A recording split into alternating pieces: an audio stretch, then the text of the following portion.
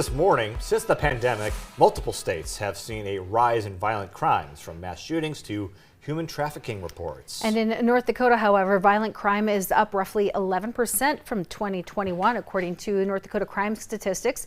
Nye Remy has more now on these findings. Good morning, Nye. Good morning, Nicholas and Alicia.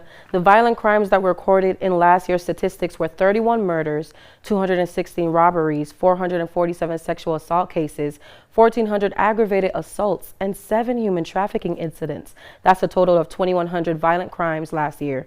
And according to the stats, 400 of these cases obtained a dangerous weapon and 83.7% were males. So how are these stats calculated, and why are the numbers important for you to know?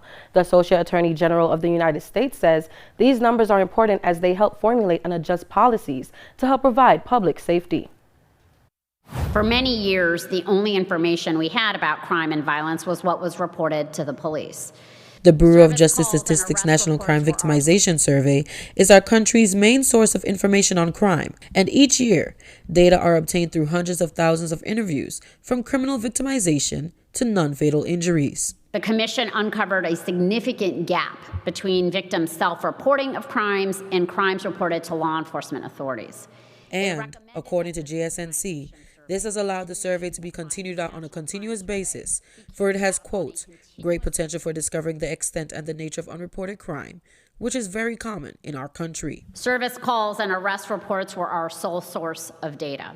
And while information from law enforcement agencies across the country is critical to our understanding of the challenges facing our communities, we've really come to appreciate over time that relying solely on that information doesn't tell the full story. The Department of Justice says without the Violent Crime Survey, they would not be able to provide the right resources to victims affected by these crimes, for it is an essential part of the federal statistical system. Provides vital data about when and where crime occurs, who commits those crimes, the circumstances surrounding those crimes, and the impact on victims. When it comes down to the resources in our state available to affected victims, one would be the Marsy's Law, which, according to the Attorney General Drew Wrigley's website, it allows victims to be treated with fairness and respect. The Marsy's Law gives you specific rights. It gives you the option of preventing disclosure of information that could be used to locate you or harass your family. You also have the right to refuse an interview or discovery request made by the defendant, and you are to be heard in any proceeding involving release, and much more. To get more information, you can head over to our website at kxnet.com.